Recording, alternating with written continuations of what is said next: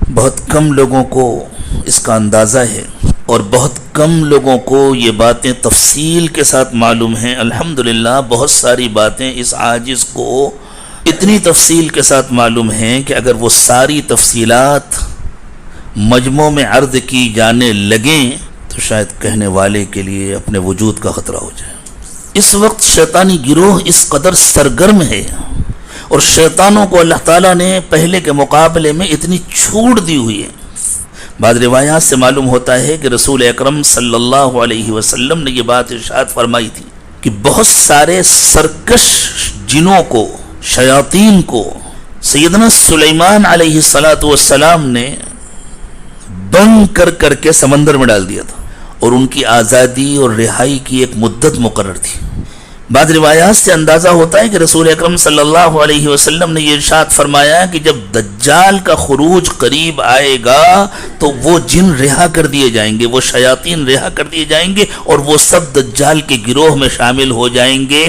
بعض اہل دل کا ادراک ہے کہ وہ وقت آ چکا ہے، وہ شیاطین رہا ہو چکے ہیں اور وہ دجالی گروہ میں شامل ہو گئے۔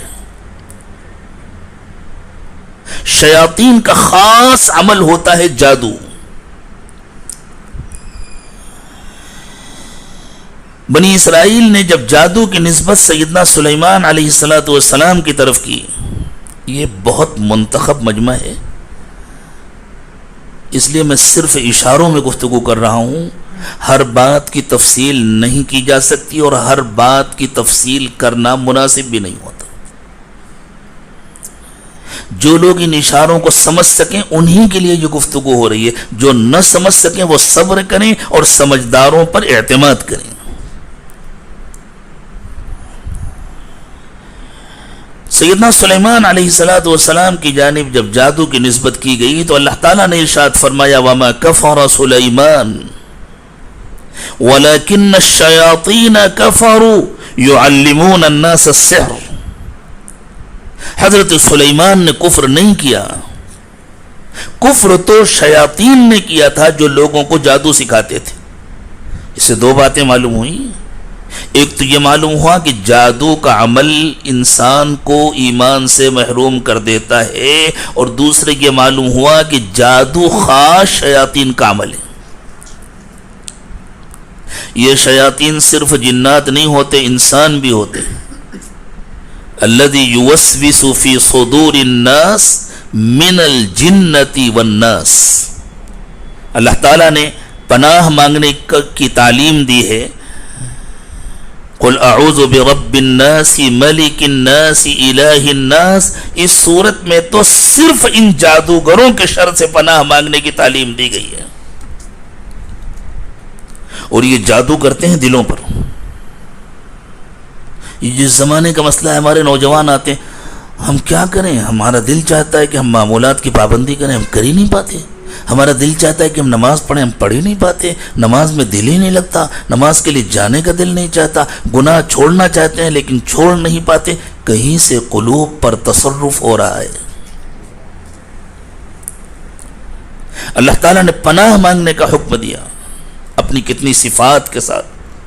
قل اعوذ برب الناس ملک الناس الہ الناس۔ آپ یوں کہا کریں کہ میں حفاظت چاہتا ہوں